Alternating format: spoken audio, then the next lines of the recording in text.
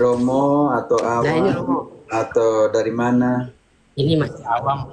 Ini awam Romo tinggal di BSD Romo. Di Tangsel. Oh, BSD itu siap. Tangerang ya? Ya, BSD itu Tangerang ya? In Mas Tangerang Selatan Romo. Tangsel. Tangsel. Iya. Ya? Tangerang Selatan, Tangerang Selatan. Tetangga. Tetangga. Ini saya dari Engkau dari Paroki Flores, Santa kan? Monica Romo. Tapi engkau Pulogat ini Iya macam dari orang NTT, dari Indonesia. Tambua Romo. Orang Belu. Dari Oke. Tambua Romo. Ya Ya, silakan. Belu. Oh ini baru pertama kali. Nah, ini Romo. Baru pertama kali Ya, naik ke Romo. rumah atau pertama kali dengar begitu? Iya Romo, ya baru ya baru pertama kali. Oh, itu Tapi seperti sering lagu- nonton kok. Tapi sering nonton live-nya Romo. Oh, baru pertama kali naik di sini. Itu saja mas, macam saya ini seram sekali. Kau orang tidak mau naik. Enggak Romo. Kau lihat sopuka ini. Kayak gini Romo. Ya. Kayak gini Romo, aku mau nanya Romo. Kan saya ada teman nih. Ada teman ini dulu dia Katolik Romo. Dia dulu Katolik. Dan pernah ikut organisasi THS. Lalu dia ke sini apa dia kan Romo. Oke. Yo. Terus dia baptis lagi. Nah, kemudian dia baptis ulang. Masuk yang baru ini dia baptis ulang. Berarti karismatik. Karena dia dapat kerja di sini. Ya mungkin gitu Romo. Lalu karena dia udah tinggal bareng sama saya di BSD,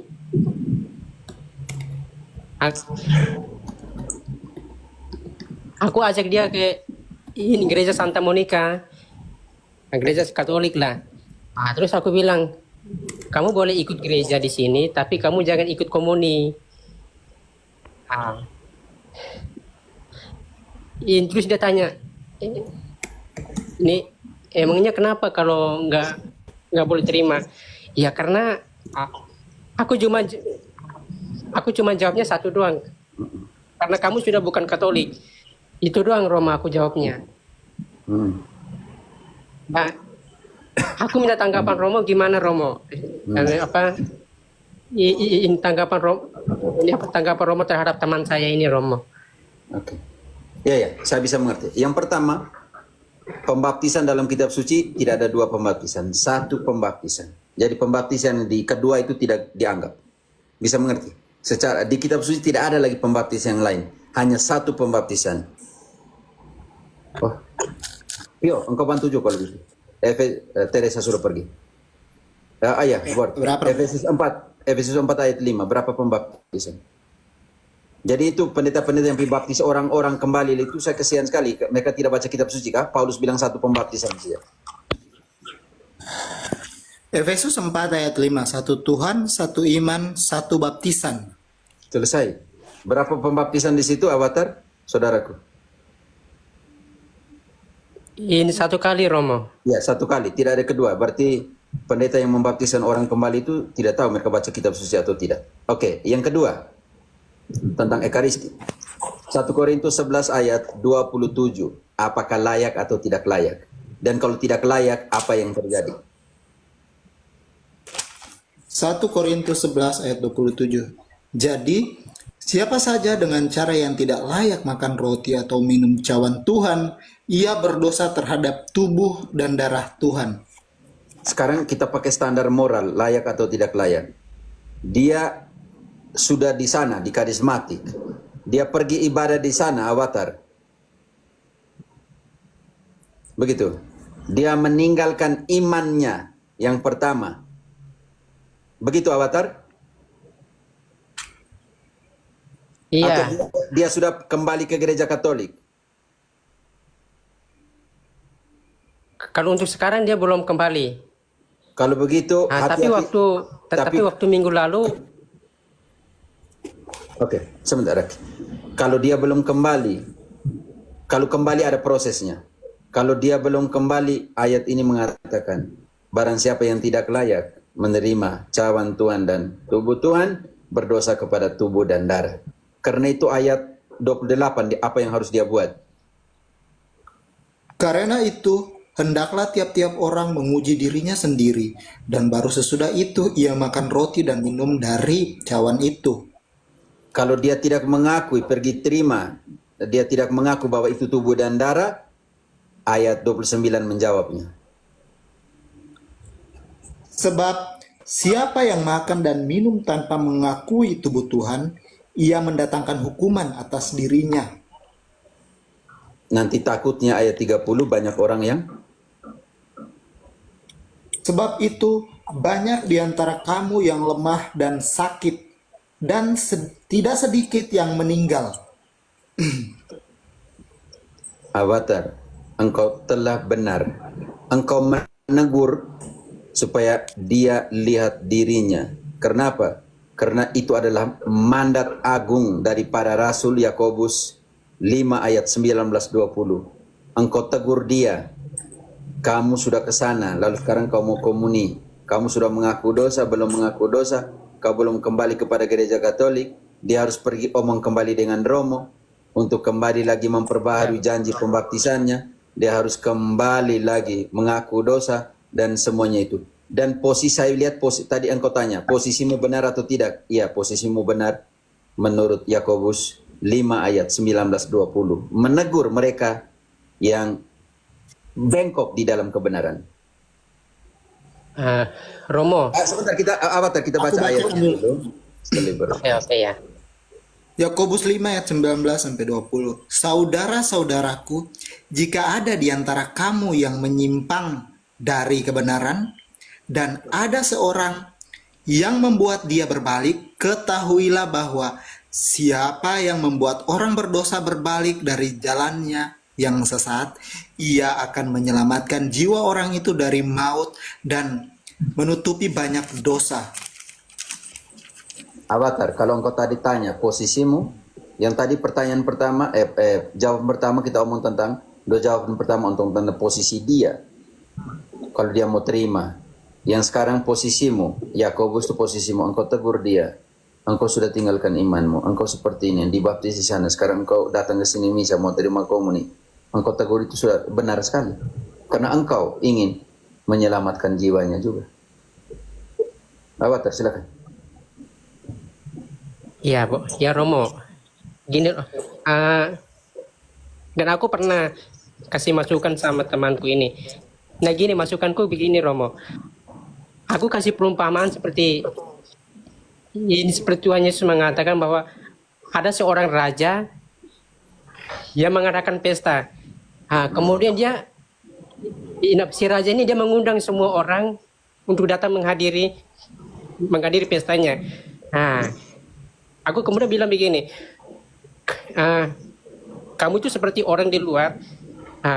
Kemudian Tuhan Yesus mengundang, pastikan kamu datang ke sini kan, atau kamu datang ke pesta kan, pastikan kamu harus mandi dulu, harus bersih dulu, baru kamu masuk ke dalam pesta itu.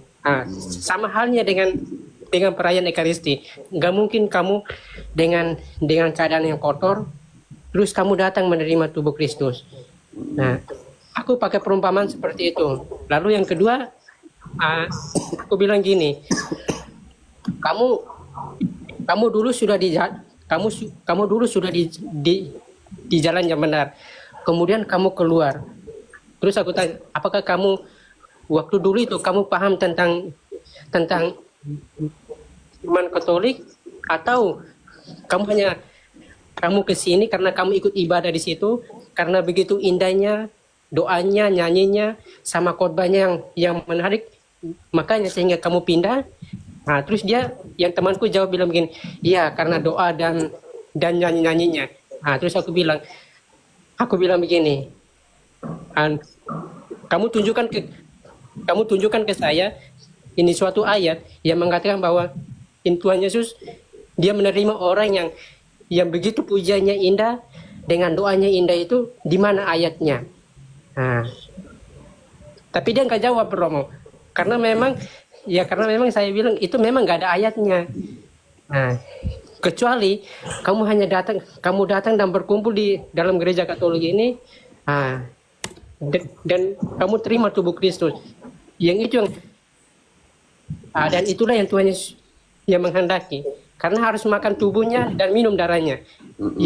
Yang itu Tuhan Yesus menghendaki. Dan yang nyanyi dan doa-doa yang ini itu, yang itu kedua. Itu kedua. Ada itu yang aku sampaikan kepada dia, Romo.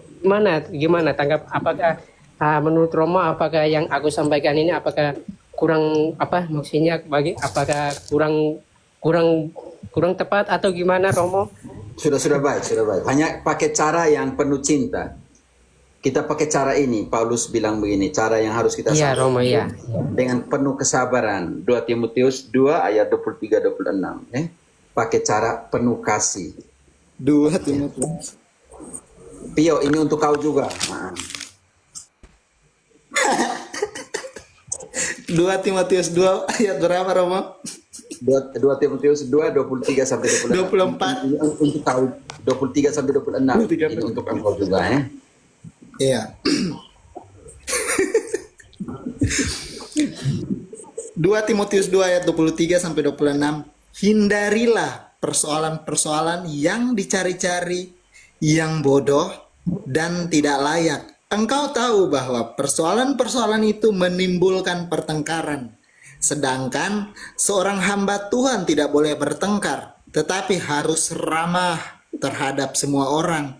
Ia harus pandai mengajar, sabar, dan dengan lemah lembut dapat menuntun orang yang suka melawan, sebab mungkin Tuhan memberikan kesempatan kepada mereka untuk bertobat dan memimpin mereka sehingga mereka mengenal kebenaran.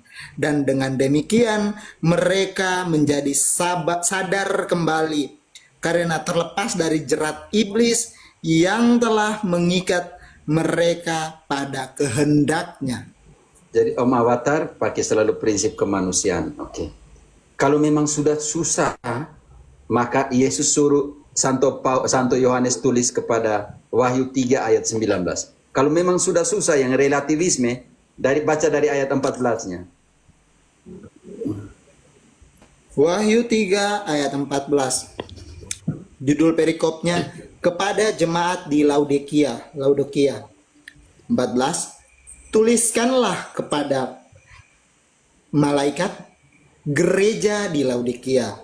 Inilah firman dari Amin, saksi yang setia dan benar, sumber dari ciptaan Allah. 15. Aku tahu segala pekerjaanmu. Engkau tidak dingin dan tidak panas. Alangkah baiknya jika engkau dingin atau panas. Jadi, karena engkau suam-suam kuku dan tidak dingin atau panas, aku akan memuntahkan engkau dari mulutku. Piatan. Om Avatar, karena dia tidak tahu, dia pergi sana karena ibadat, tidak tahu, dia punya iman yang jelasnya di mana, dia tidak tahu, tidak jelas, tidak panas, tidak dingin.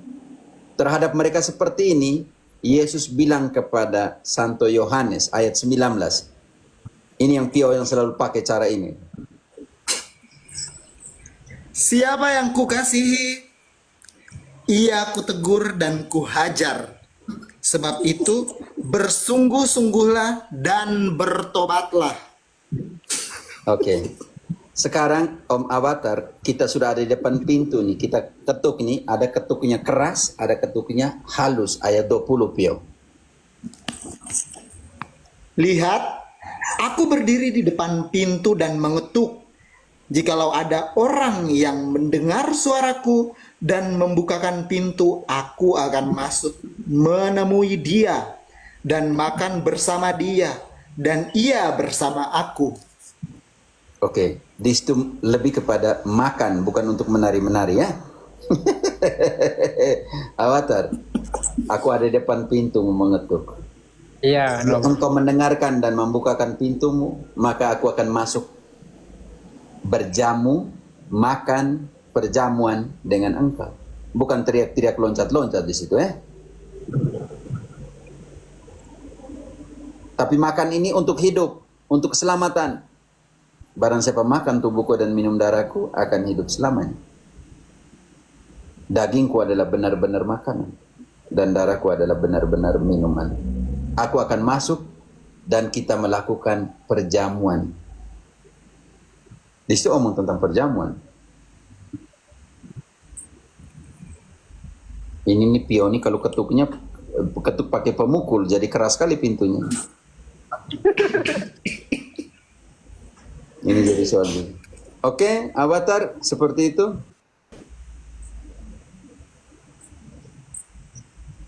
Avatar sudah Ya sudah Romo, bisa terima mengerti. kasih ya Romo. Oke. Iya, udah paham Romo. Oke. Silakan. Moonlight. Moonlight. Baik, terima kasih Romo. Saya awam Romo. Silakan. Saya bertanya ini berkaitan dengan moral Kristiani. Ini sebenarnya berangkat dari kasus Romo. Ya. Jadi, untuk ya, Bun, itu penting sekali. Moral itu diaplikasikan kepada kasus. Jadi kalau bilang berangkat dari kasus, ini saya senang karena bagaimana kita melihat kasus. Oke. Oke, siap Romo. Pernah ada satu kejadian, seorang bapak, dia bukan bermaksud untuk menyestrom orang. Jadi seorang bapak ini kan tentu punya hak atas rumahnya, entah dia pasang beling di tembok ataupun pasang sengat listrik atau gitu, tapi bukan bermaksud untuk membunuh orang, tapi dia kan punya hak atas rumahnya. Tapi ketika ada seorang pencuri masuk, dia tersengat listrik dan dia mati. Itu bagaimana moral Kristiani menanggapi kasus itu, Romo? Saya kurang paham di situ, gitu. Oke. Saya mengerti sekali dalam pengertian ini. Orang Yahudi punya fundamentasi moral di dalam Dekalog. Jadi 1 sampai 10 itu adalah moral dan salah satu di situ adalah jangan membunuh. Jangan membunuh. Ya, dalam pengertian itu kita pakai moral Yahudi dikatakan seperti itu. Moral Yahudi ditaruh di dalam Dekalog itu. Jadi Dekalog itu menjadi terang bagi kriteria moralnya orang Yahudi. Prinsip perjanjian lama, prinsip moral perjanjian lama ada di Dekalog. Karena itu dari Dekalog ini akan muncullah yang kita namakan itu adalah 613 hukum dalam pengertian itu. Oke. Tetapi dalam hukum perjanjian baru, semua kriteria hukum perjanjian lama dan nubuat para rasul itu ditaruh, dirangkum dalam 2 hukum kasih. Pio, Matius 22 ayat 40. Matius 22 ayat 40. Pada kedua perintah inilah tergantung seluruh hukum Taurat dan kitab para nabi. Oke. Hukum apa? Ayat 37. Jawab Yesus kepadanya, kasihanilah Tuhan Allahmu dengan segenap hatimu, dengan segenap jiwamu, dan dengan segenap akal budimu. Ayat 39. Perintah yang kedua yang sama dengan itu ialah kasihanilah sesamamu manusia seperti dirimu sendiri. Oke. Jadi kita lihat di sini bahwa kriteria prinsip moral dalam perjanjian baru ada di hukum apa? Moonlight, Cinta kasih, Romo. cinta kasih. Dalam Matius 7 ayat 12 sebelum ayat 15 nanti dia omong tentang guru-guru palsu, nabi-nabi palsu. Di ayat 12 Matius 7 ayat 12 dia menekankan begini. Yang ingin kau lakukan kepada orang lain, lakukanlah kepada orang lain seperti engkau ingin orang lain melakukan kepadamu. Oke, baik Romo. Saya belum paham. selesai, belum selesai. Aku tunggu nanti ada waktu. Kita pelan-pelan dulu lihat dalam kriteria hukum. Saya belum masuk ke jawaban. Matius 7 ayat 12. Judul perikopnya jalan yang benar. segala sesuatu yang kamu kehendaki supaya orang perbuat kepadamu, perbuatlah demikian juga kepada mereka. Itulah inti Taurat dan nabi-nabi. Itu loh, apa yang kau ingin orang lakukan kepadamu, lakukanlah itu juga kepada orang lain. Dan perbuatanmu ini harus dipenuhi dengan kasih karunia Roh Kudus. Makanya dalam Galatia 5 ayat 22-23 omong tentang karunia Roh Kudus yang harus kita miliki di dalam hidup ini, di dalam perbuatan-perbuatan kita. Menjadi standar penting kalau kita mau omong tentang prinsip moral. Galatia 5 ayat 22 sampai 23. Namun buah roh ialah kasih, sukacita, damai sejahtera, kesabaran, kemurahan, kebaikan, kesetiaan, kelemah lembutan, dan penguasaan diri. Tidak ada hukum yang menentang hal-hal itu. Tidak ada hukum yang menentang hal-hal itu. Salah satu dari 9 karunia Roh Kudus adalah kasih. Dan kasih itu adalah apa? 1 Korintus 13 ayat 4 dan 7. Ada 14 definisi kasih. 1 Korintus 13 ayat 4, 7. Kasih itu sabar. Kasih itu baik hati. Ia tidak cemburu. Ia tidak memegahkan diri dan tidak sombong. Ia tidak melakukan yang tidak sopan dan tidak mencari keuntungan diri sendiri. Ia tidak pemarah dan tidak menyimpan kesalahan orang lain. Ia tidak bersukacita karena ketidakadilan, tetapi karena kebenaran. Ia menahan segala sesuatu, percaya segala sesuatu, mengharapkan segala sesuatu, sabar menanggung segala sesuatu. Oke, itu kriteria moral. Oke, sekarang pertanyaan kita masuk ke kasus. Ada seorang pencuri masuk ke sebuah rumah. Itu yang kasus yang kau bawa kan? Iya, Romo. Lalu orang itu yang pencuri itu kena strom. Di situ ada 2 posisi di sini. Pencuri dengan pemilik rumah. Oke.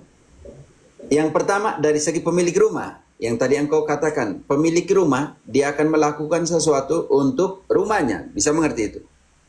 Iya. Oke. Sekarang tujuan, apakah dia menaruh kabel untuk menyetromkan orang atau dia tidak berpikir untuk itu?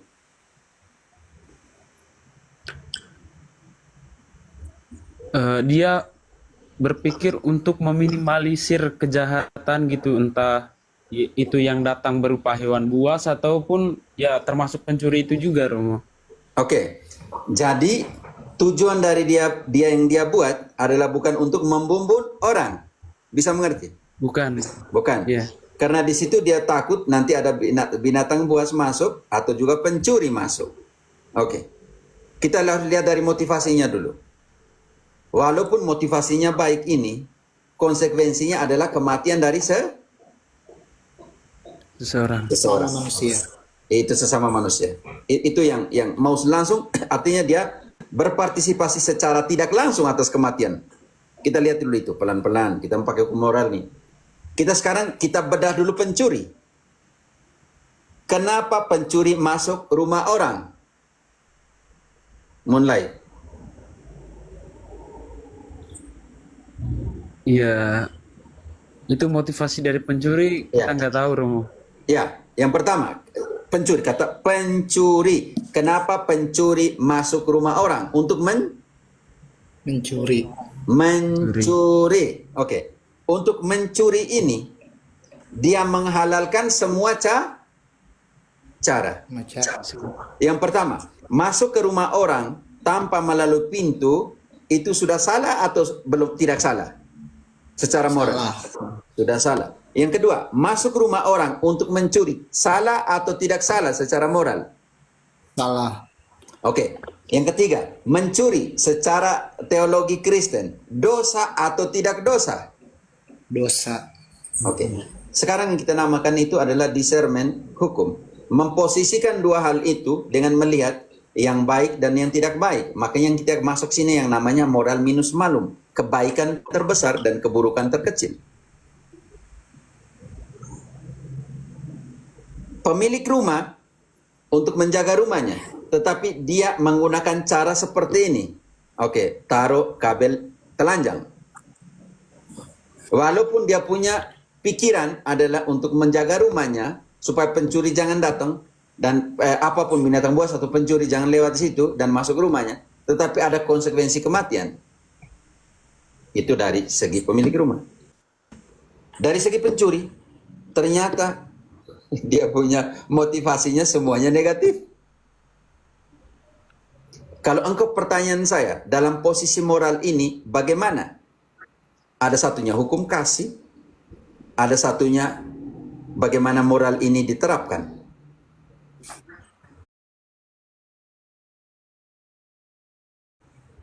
Bagaimana sebuah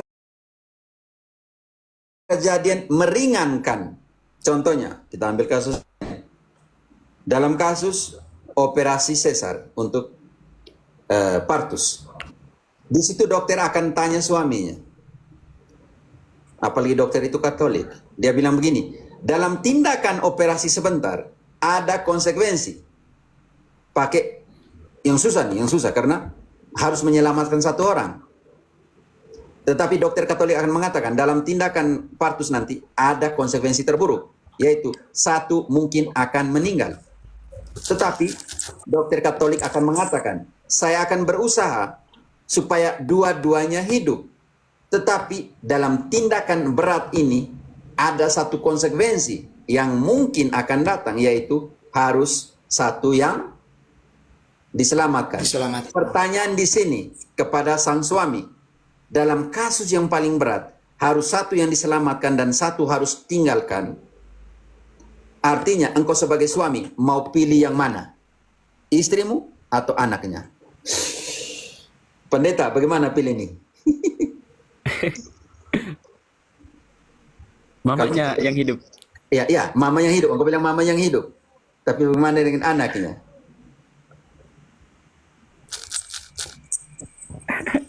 Berat, Romo. Berat. Makanya itu berat. Makanya tadi bilang berat. Oh, iya, makanya berat. Makanya orang Katolik yang baik bilang, saya serahkan kepada kehendak Allah dan proses yang akan dilakukan. Dokter, saya berdoa supaya engkau dipenuhi dengan Roh Kudus. Apapun tindakannya nanti, saya serahkan kepada kehendak Allah. Ambillah tindakan dokter untuk selamatkan kedua-duanya. Tetapi dalam tindakan itu, satu harus pergi, saya juga akan terima. Tidak mudah seorang suami akan mengatakan itu. Istrinya atau anak. Tidak mudah. Karena itu kita kembali ke kasus. Bagaimana menindaki hal ini? Oke, dalam pertimbangan moral Kristen ada hukum kasih di situ. Apapun yang terjadi, kematian dari seseorang tidak bisa menutupi kesedihan hati. Itu yang penting ya teman-teman. Itu moral. Makanya Paus Fransiskus bilang sebelum engkau menjadi sangat spiritual, engkau harus jadi sangat manusiawi. Yang kedua, apapun yang terjadi tidak bisa membenarkan tindakan pencurian dalam pengertian ini. Dosa ya tetap dosa. Mati ya tetap mati. Kadang yang meringankan adalah mulai adalah dari bapak keluarga itu. Dia terlibat tetapi secara tidak langsung. Kalau mau pakai tindakan moral, pakai prinsip moral, tetap pakai prinsip kasih. Tetapi dekat dan tidak langsung dan langsungnya dalam kriteria moral itu. Karena itu, dari segi kekristenan selalu pakai prinsip kasih. Mulai. Sekarang bagaimana kita serahkan kepada hukum? Hukum negara yang mengatur itu. Tetapi hukum kasih di dalam prinsip kekristenan itu diutamakan. Mulai, engkau bisa mengerti. Oke, siap, Romo. Karena engkau tidak bisa Romo. mengendalikan Terima hidup kasih seseorang. banyak, Romo. Tetapi dia juga tidak Ya, Romo. bisa masuk suka rumahnya orang untuk mencuri. Dan mencuri tidak pernah dibenarkan secara moral. Apapun yang terjadi, yang kita namakan itu konsekuensi dari tindakan langsung dan tidak langsung. Monlai. Dari pertimbangan moral Siap, seperti Romo. hukum kasihnya. Dari dua aspek, mau pemilik rumah ataupun pencuri. Yang kedua, kita serahkan kepada hukum legal atau hukum negara untuk mengatur dalam kasus ini seperti apa. Oke, siap Romo. Terima kasih banyak Romo atas pencerahannya. Ya, Bapak Pendeta Ayu mau komen sedikit tentang persoalan moral ini? Soal tadi itu, Ya, kalau pasang listrik begitu enggak boleh lah. ya, tidak boleh. Tidak boleh. Melanggar aturan ya. Berarti dengan sudah ada unsur sengaja, unsur ada niat untuk membunuh kalau dalam pengertian hukum. Gitu, memasang jebakan untuk ya, alasan saja dia bilang itu kalau untuk binatang buas. Nah, Boleh saya tanggapi Romo ini? iya, iya. Sebentar, Kasus tapi selesai dulu Pendeta Ayu, selesai dulu. Bapak Pendeta selesai dulu baru. Ya. Oke, siap. Pokoknya dilarang ya. Yang binatang aja enggak boleh. Contohnya kalau kita pasang listrik untuk di sungai atau di tanah ya. Kemudian ada binatang atau ikan mati, ya itu melanggar walaupun itu kamu punya kampung ya. Walaupun kamu penguasa kampung, tetap aja menurut hukum kamu melanggar undang-undang ya, lingkungan karena hayat hidup itu milik negara ya, diatur oleh negara, bukan diatur oleh perorangan ya. Itu tanggapannya.